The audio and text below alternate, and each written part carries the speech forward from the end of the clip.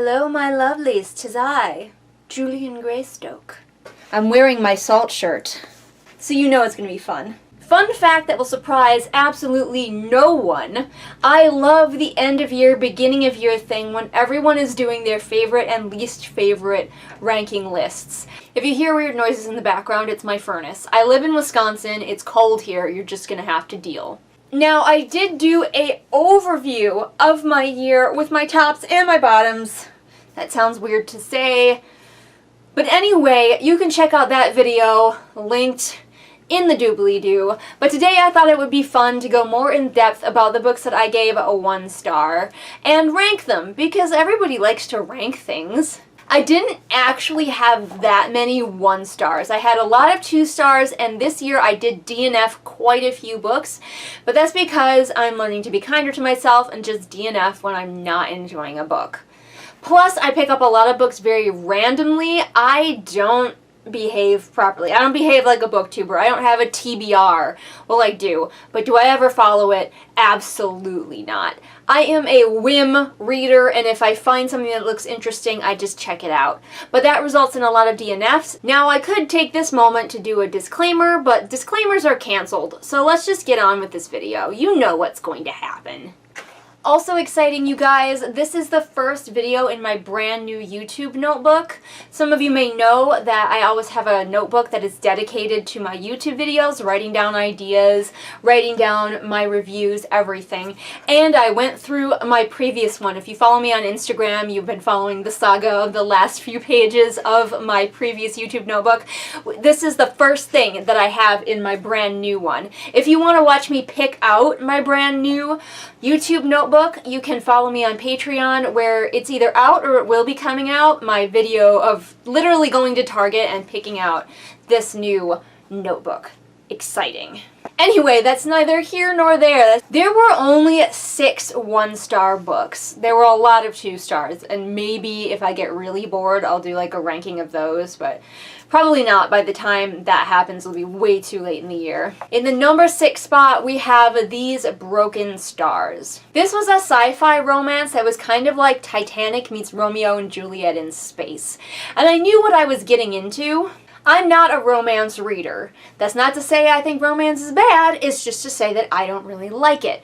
But because I'm kind of low-key writing a romance, I wanted to try more romancy things. Maybe there was some romance that could act as my gateway drug to get me in.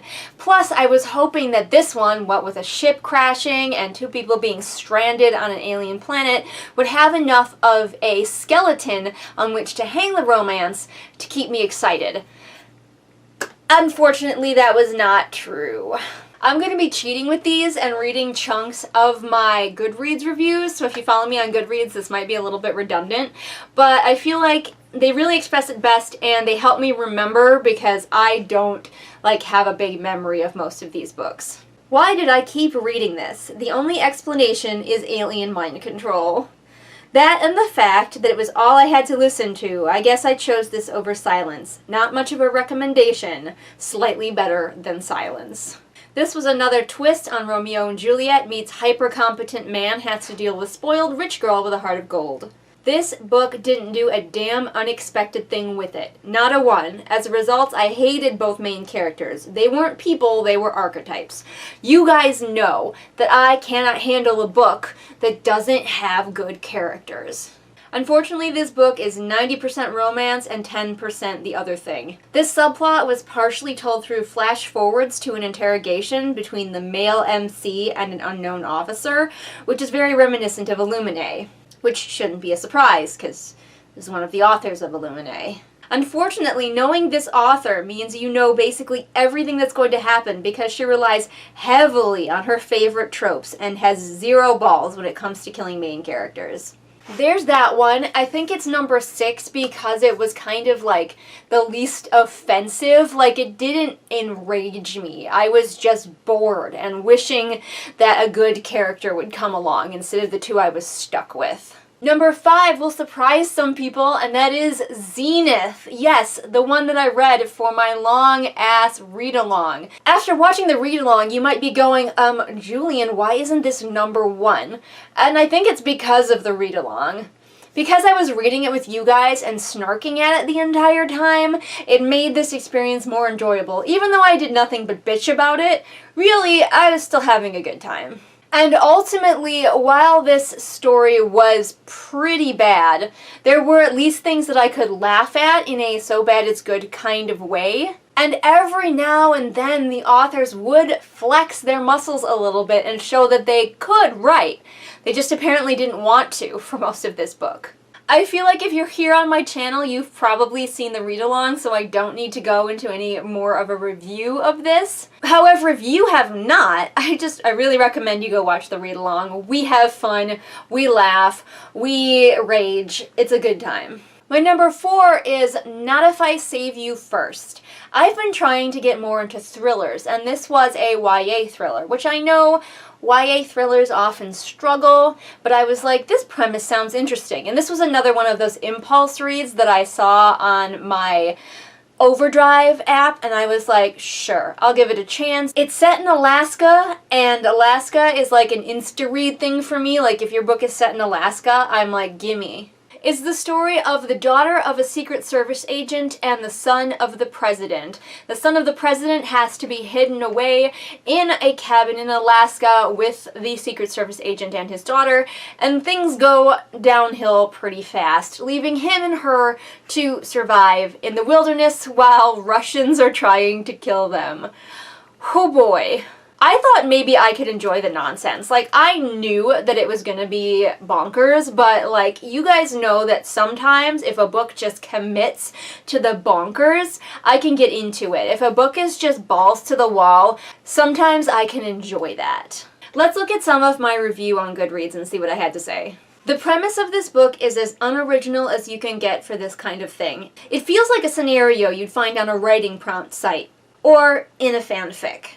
A generic, we're in danger from evil Russians, wilderness surviving with a hyper-competent MC plot.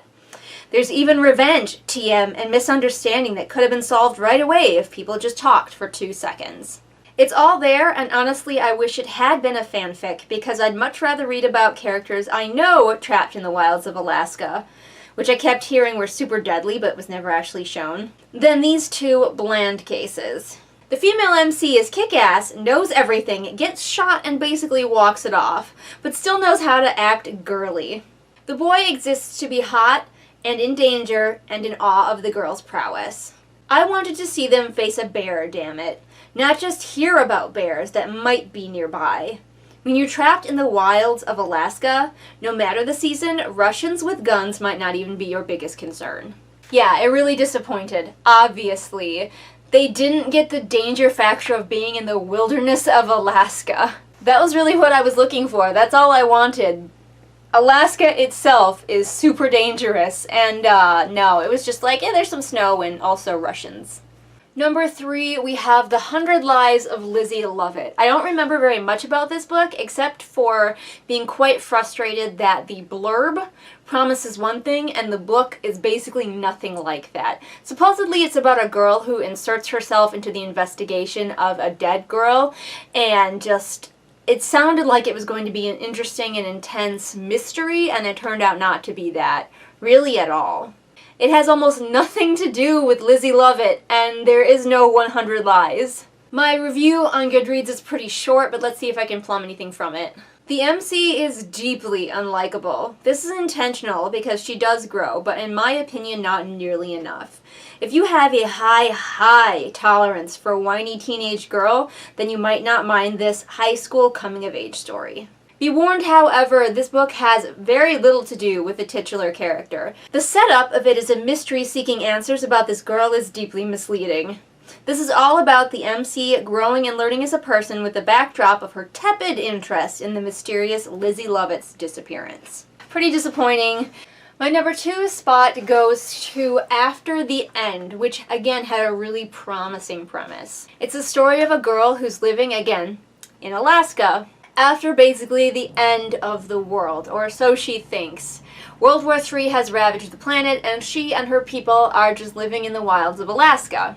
But when she returns from a hunting trip to find her entire clan has vanished, our main character Juno sets out on a journey that will reveal that the world is not as desolate as she thought. It's a fish out of water story. She has to go from living this one kind of life to encountering a very modern society. There are dogs in it. I thought I was going to have a good time. Alright, let's see what I said in my little review here. I think I did read part of this review in my other video, so sorry if this is a little bit redundant. This book looked enticing. Cool girl hero, Alaska, dogs, the end of the world, hell yes. Every twist was predictable within the first few minutes of listening. I listened to the audio. And I just had to sit around waiting for the heroes to catch up, which they did not do until very late in the story. The characters were bland with a capital blah. At least I think the MC was supposed to be a native Alaskan, so she wasn't a blonde white girl. Small favors. Side note, is 5'5" short? Because everyone kept commenting that she was so short, and I'm over here at 5'3" being like, am I a child size then? The only thing that might be original about this story was that the MC had access to this magical power, which is 1000% just the Force from Star Wars, except it supposedly came from nature. Also, the dogs are barely in it. There's dubious science, there's barely any Alaska or dogs. Yeah, this one, that's a nope for me. And finally, my #1 least favorite book of the year goes to, have you figured it out? Have you done the process of elimination? The Woman in Cabin 10.